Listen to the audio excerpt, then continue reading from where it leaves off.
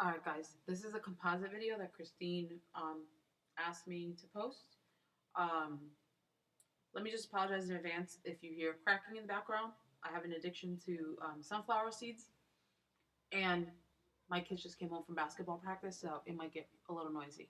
Um, okay, so anyway, she wanted to know how I merged these two. Where is it? This one and this one. Because I love that he's smiling, but I like his arm wrapped around. So basically, I'm going to take this photo. No, I'm not. I'm going to take this photo and I'm going to put it on top of this photo. And I'm going to erase his arm. So I just have both photos up. I take one, slide it on top of the other. This one's much smaller, obviously. So I have to Control or Command T. And I have to adjust it. Now, before I start adjusting, I want to see what I'm doing. So I'm going to reduce the opacity on this and see that they're much bigger underneath because I just kind of moved in. So I'm going to make them bigger here to match. I probably tilted a little bit. I don't know. I was up on a ladder. I'm sure I didn't have the same exact position. So we want to make this as close as possible. Okay, now that's too far. I need to kind of keep their feet the same. I probably need to tilt it. So I'm going to tilt it. Slide them on over this way. Maybe make it a little bit bigger. Okay. See the shoulder? Let me just zoom that in. I want to make sure that shoulder is pretty even because when I clone here, that's going to show. Not clone, when I erase, that's going to show.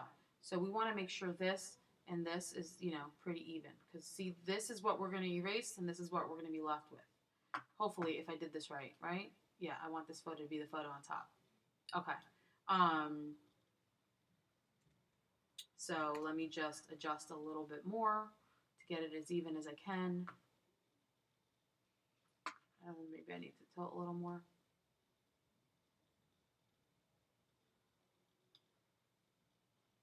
Okay. Hopefully that's good. Again, this is just a quick and dirty edit. It's not going to be real perfect. But for, obviously, in order to save time, I'm going to do it quickly and not really crazily perfect. Okay.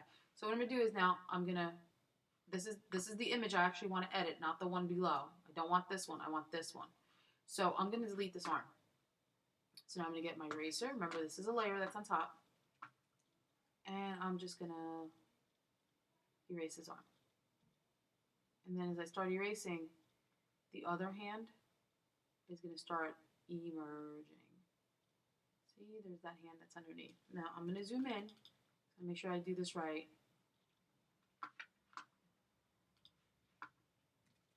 Make my brush a little bit smaller. I don't want to do any extra work that I don't need to. So, and there we have a hand. Nothing looks real crazy. That ear looks a little off. I do this. Okay, that's better. Okay, no one's gonna know that that's not his perfect ear. And there you go. So if this looks a little off here, again, like I said, I did a little quick and dirty edit. You can fix that a bit. I don't like that, so I'm gonna go back. What I'm gonna do is actually reduce this opacity again. I'm gonna see where it's really not that off.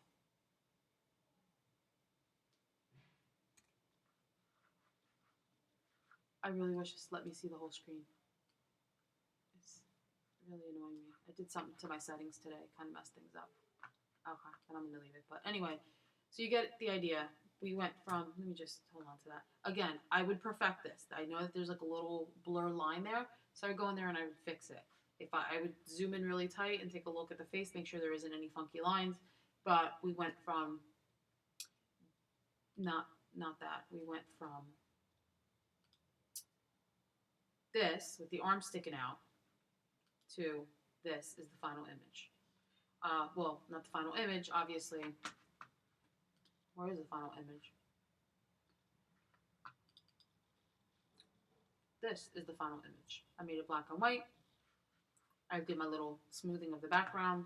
Did a little bit of white vignette, even though I know that's not a popular thing, but I do like to blur the edges of my fabric. And there you have it. Hope that helps.